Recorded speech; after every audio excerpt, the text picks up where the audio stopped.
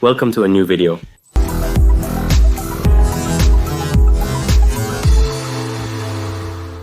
In this video, we'll weld the differential on the Z4. Let's do it. And before you start, before you say, oh, Drifter, why are you doing that? That's a mess. You shouldn't do that. Cons, hate. I'm going to explain to you why we're going to do it. You're right about everything. Yes, it's a mess. Yes, it's a bit uncomfortable, but it has more pros than cons. The number one reason is that we're broke. Speaking of funds, we don't have any funds. We don't have any money for a limited slip differential. That's how it is. It costs around 50,000 pesos, while welding it only costs me 50 pesos. Now, this differential is no good anymore. That's the reality. For what I'm going to use it for, it's an open differential, and to use the car for drifting, it literally doesn't work. So it's either buy a good differential or weld this one, and in either of those two options. This differential is going to the trash. We're never going to use this differential again. So, well, we can just throw it in the trash. In the condition it's in, or can we just throw it in the trash? Soldier, because eventually, well, I do want to buy him a good one. To be able to use it, I put in a little more newspaper. And, well, I think for what I'm going to use it for, because I don't live here, that's it. I don't think the welded differential will bother me enough to say, oh, how awful, I don't want to use my car. On the contrary. So that's the reason why I decided to weld it. The differential doesn't work, so it has to be removed anyway. It has to be replaced.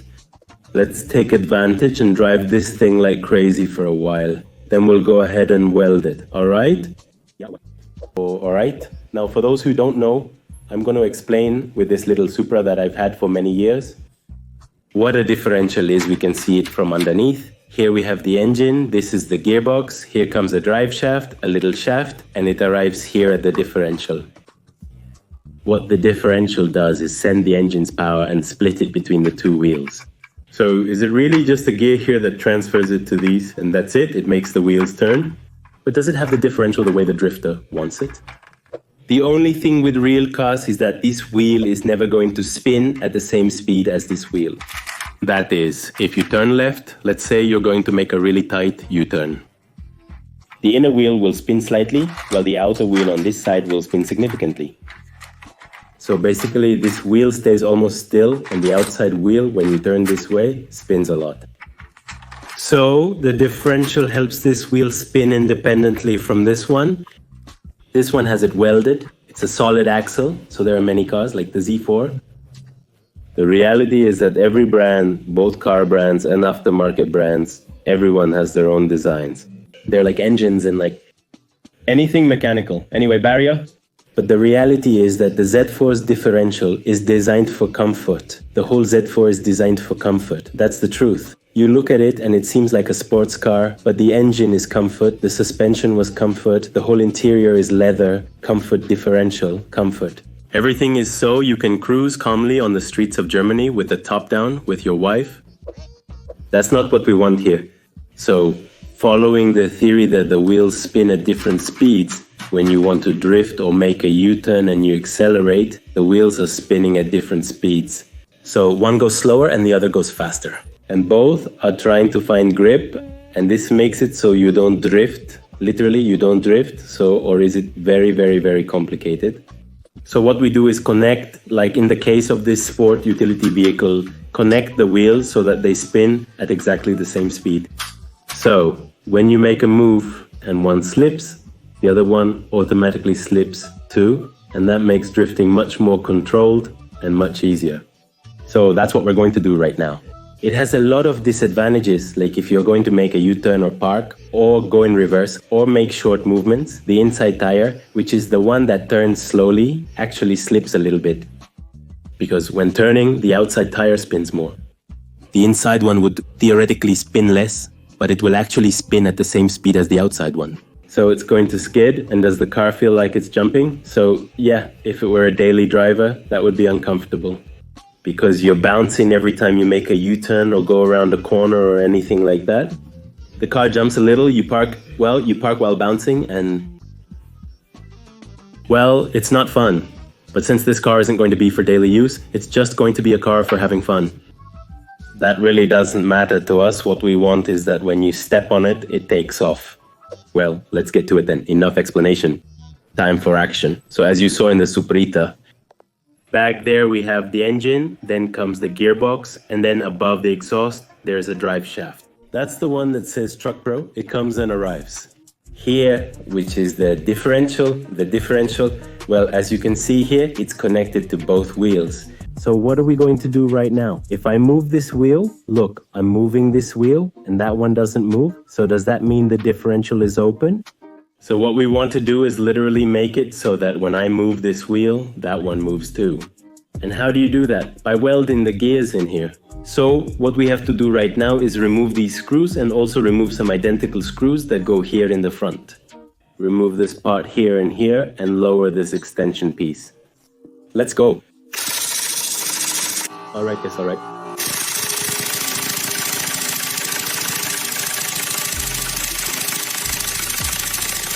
We're having a serious showdown, huh? It's really tough for me, but we're getting there, slowly but surely. As long as the tool doesn't break or a part gets stripped, there's no problem, even at slow speeds. Issues arise only if something breaks. Then we're in trouble, but we're doing fine.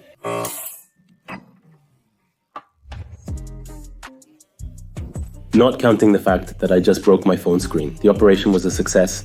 It's time to take it down. Let's do it. Come on. In theory, it comes out without removing the bar. But where is this located, bro?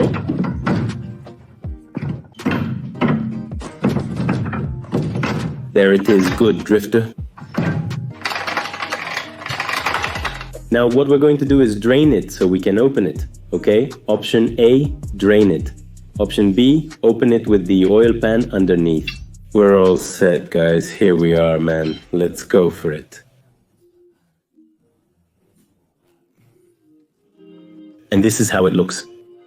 A differential from the inside. The power comes from here. See how both of them spin? But if I stop one, the other keeps spinning. Did you see that? And that's what we don't want. I want both to stop if I stop one and both to spin if I spin one. So we have to weld it here inside, and block this movement so that both of these spin at the same time. We took the differential to get welded. It's not the time to pretend to be a professional with this, because if the weld is bad, then everything could really blow up. So we took it to get welded. It turned out really well, but it came with a lot of burrs, metal shavings. I believe it's ready now. We got some quality oil to ensure it won't fail.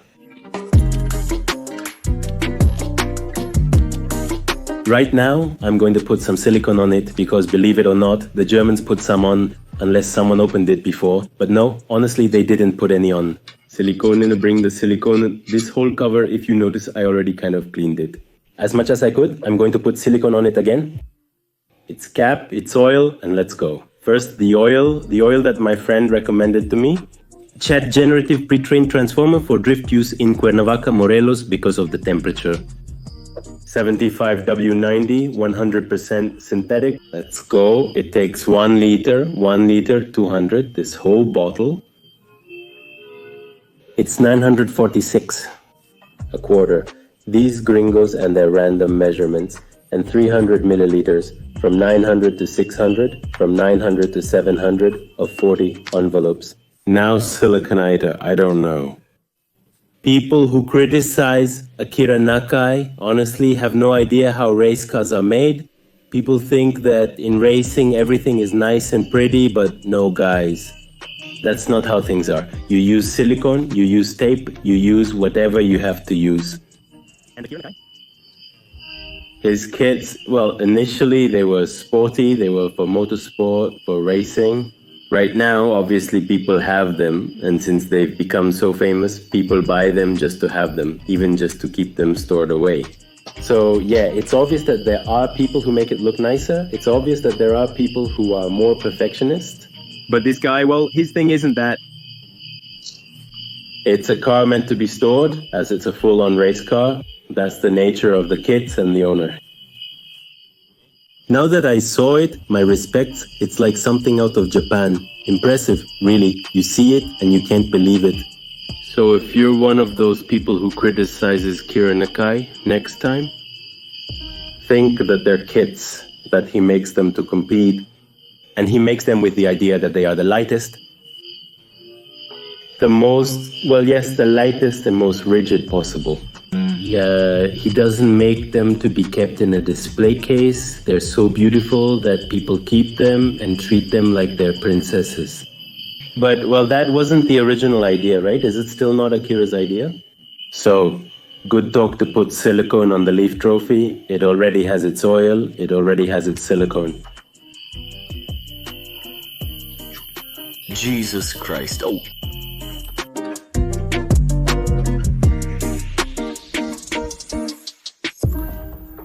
Let's give it a little torque.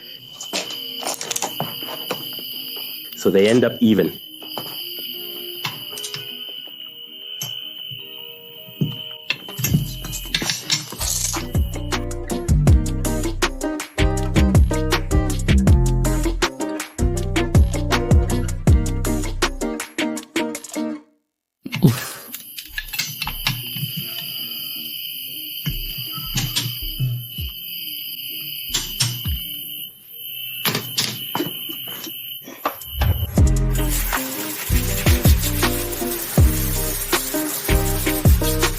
We let the silicone dry all night, perfect.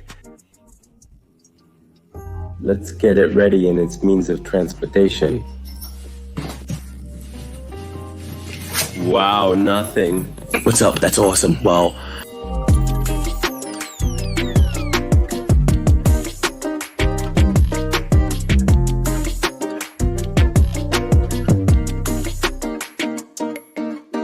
Well, I already put it in. Honestly, I thought it was going to be more complicated. And obviously, I haven't put the arrows on yet, which was the hardest part for me, but I thought lifting it up was going to be hard work. But no, these screws are already aligned. I already put this one here. Well, the 10 is already up, and we have the boss supervising. Very good, very good.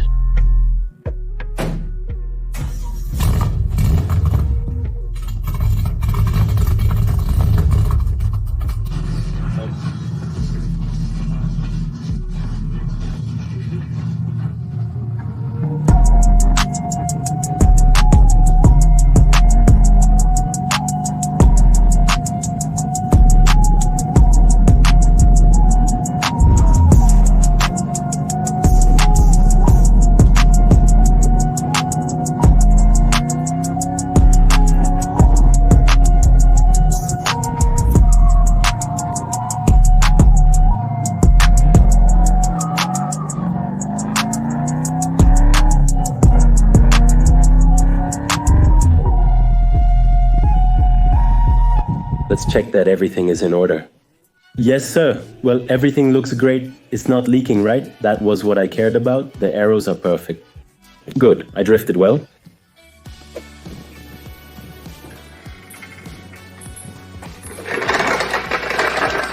And that's how we conclude this video, brothers. As for the differential, can you feel it? I had high expectations, but everyone says the welded differential is really bad and that it slips a lot. It's really uncomfortable, that blah, blah, blah.